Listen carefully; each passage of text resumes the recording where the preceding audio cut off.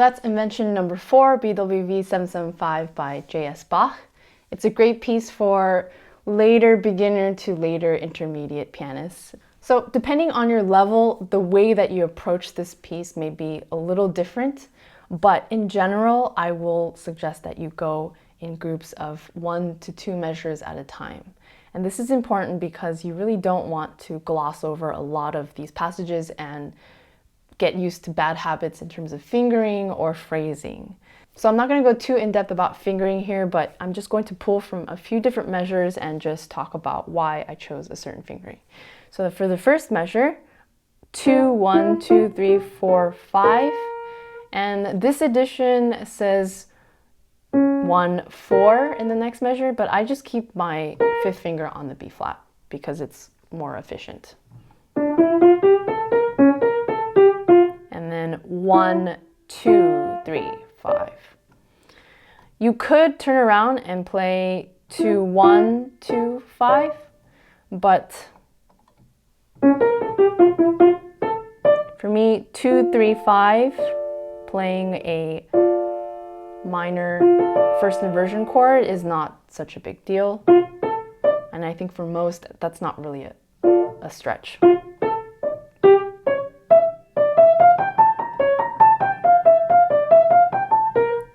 Okay, so when you see a sequence like this from measure 7 through measure 10, I like to keep the beginnings of each group of the sequence, if possible, to use the same fingering. So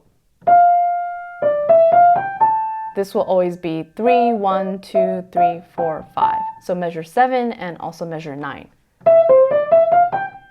And that consistency really helps. We'll talk more about specific phrases here and there, but let's move on and talk about what I think is one of the most important steps when you're first learning a piece like this. In order to gain clarity and organize the piece in a way that will be constructive to your playing and also your phrasing and interpretation, I think it's important to mark out or at least be aware of the different structural points in the piece. So this piece starts with this motive, which gets repeated in the left hand. And you see this a couple of times throughout the piece, and it's a core element. Beyond that, there are a lot of sequences, and these I love to just mark them in the score. Measure 7 through 10, sequence, part 1, part 2. Also measures 11 through 12 and 13 through 14. Part 1, part 2. Measures 22, 23, part 1, and then the next 2 measures. Let's see, 29 also.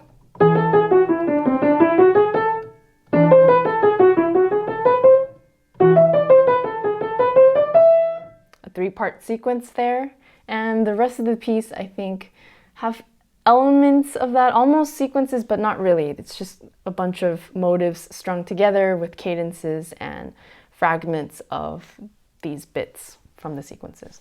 So once you have that sort of clarity, I think you should work in small groups. I'm talking about measure to measure or 2 measures at a time, and then eventually 4 measures at a time. A really good thing to do is to simply go from 1 measure to the beginning of the next measure and work really slowly. And that's what I would do if I was looking at this piece for the very first time. Something like this. So I stop on the 2nd measure, restart.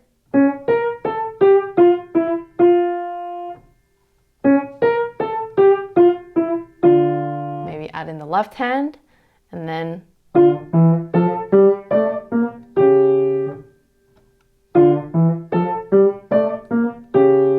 and go on like that.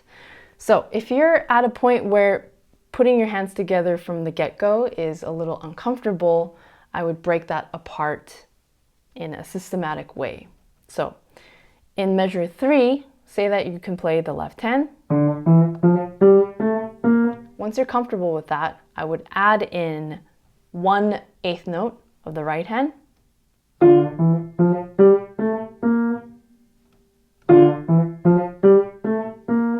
And then the next 1/8 note.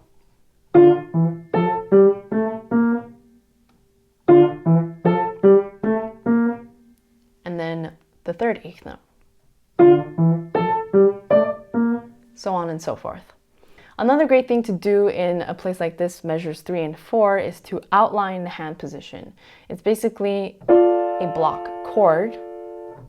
So measure 3, these 3 notes together, measure 4, and your fingers should already be hovering, if not already on those keys before you play them, because you're just fixed in one position and you're going through the different notes of the chord.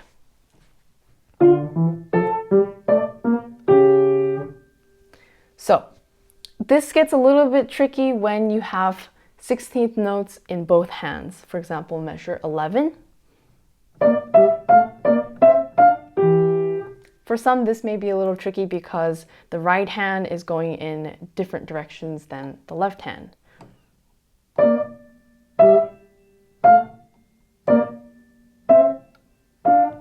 The obvious thing to do is to practice slowly, but another way to kind of accelerate this process is to be mindful of different markers within that measure, and this can be done with intervals. So in this particular case, what stands out to me is this third, major third on the first beat, and then this minor sixth in the second beat, and then a major third in the third beat. And rather than being really aware of which interval is this, just having that sound be familiar in your ears already helps, I don't know, just organize this a little further so that you're not concentrated so much on how each note is moving in either direction, but rather you're paying attention to the harmonic elements that these two lines combined creates. If you really want to take this further, you could extract other pieces and put them together with the right hand or the left hand, and this is a great way to just highlight certain rhythmic elements and also just strengthen all the different come together points between the two hands. For example, I may choose to only play the first and last 16th notes in the left hand with the right hand, something like this. And then again in the next measure. Maybe take that further and play these notes.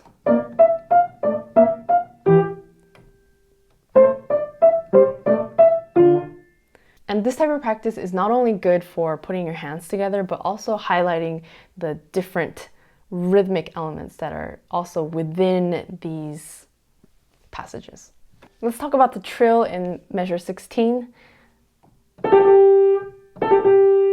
It's starting on the upper note, and you can look at it really as a triplet. 1, 2, 3, target note. And if you speed it up,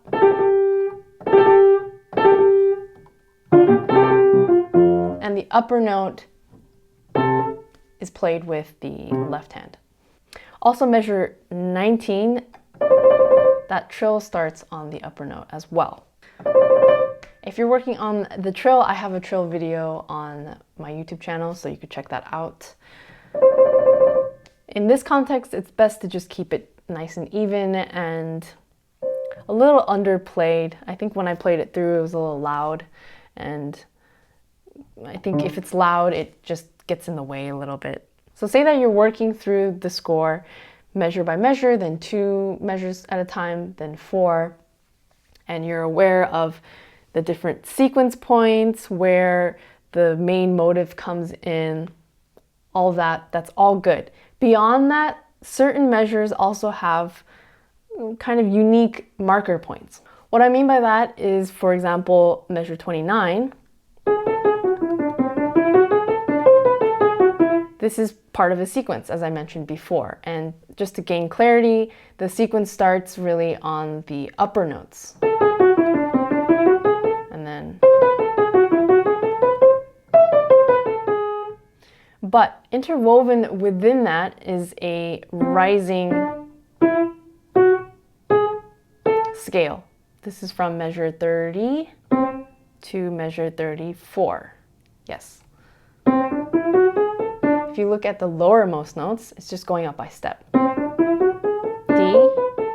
E, F sharp, G sharp, A. And just being aware of this will help when you're playing it, when you're learning it. Especially when I'm playing through this, I listen for those marker points. Let's go back to measure 11 here, and I just want to point out the rhythm. In the right hand, it's grouped into two parts, 1, 2, 1. Whereas the left hand, I think it's in a group of 1, but you could consider it a group of 3 because leading up to that, it's been groups of 3. 1, 2, 3, 1, 2, 3, 1, 2, 3, 1, 2, 3, 1. And with that, you have 1, 2, 1. So just having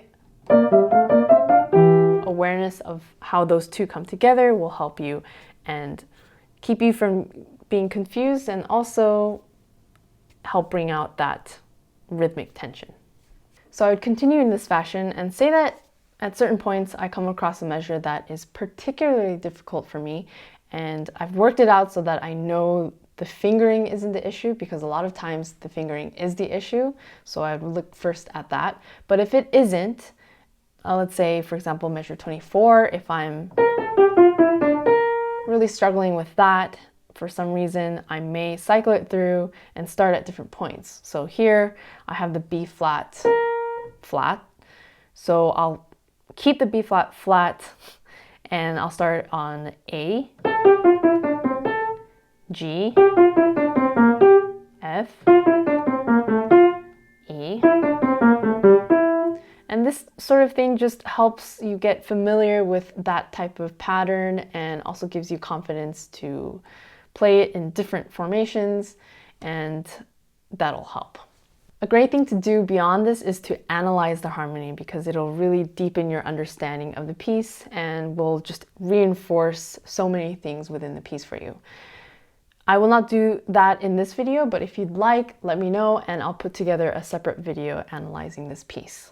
So that pretty much sums up a general look of how I might approach learning a piece like this for the very first time, and how I would systematically break up my practice time into different types of practice, basically.